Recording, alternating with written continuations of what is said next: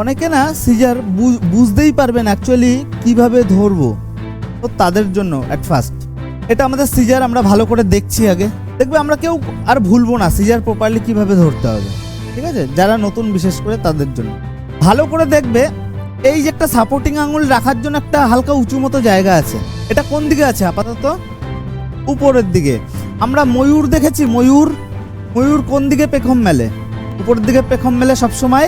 তো আমরা জাস্ট যাতে না ভুলি তার জন্য জাস্ট একটা ইমাজিনেশন মাত্র, এটা আমরা ধরে চলতে পারি ময়ূরের পেখমে কোন দিকে মেলবে, তার মানে আমরা আর কখনো ভুলবো না এ কোন দিকে থাকবে।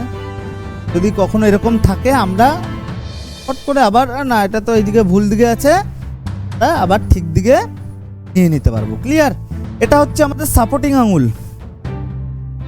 সবসময় সাপোর্টিং আঙুল এই সাপোর্টের উপর থাকবে। এটা হচ্ছে রিং ফিঙ্গার এখানটায়, এটা মিডিল ফিঙ্গার এবং এটা ফ্রন্ট।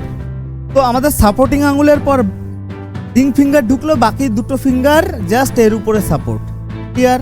আমি সিজার চালাচ্ছি, দেখো ভালো করে, আমার হাত পুরো স্টেবল, আমার এই যে পাতিটা, এই যে পার্টটা, এই পার্টটা ফুল স্টেবল, এ নড়ছে না, নড়ছে শুধু এই একটা ডান্ডা, মানে আমার পুরো আঙুল। বুঝতে পারছো? আমি ফাঁকা করছি অলমোস্ট 45 ডিগ্রি প্লাস, মানে কি এই যে ফাঁকার ডিস্টেন্সটা আমি কুচি কুচি করছি না, এটা সহজ। আমি কি করছি অলমোস্ট কত ডিগ্রি, 45 ডিগ্রি প্লাস করছি। আমার হাত স্টেবল, আমার নড়ছে শুধুমাত্র একটাই আঙুল। ক্লিয়ার?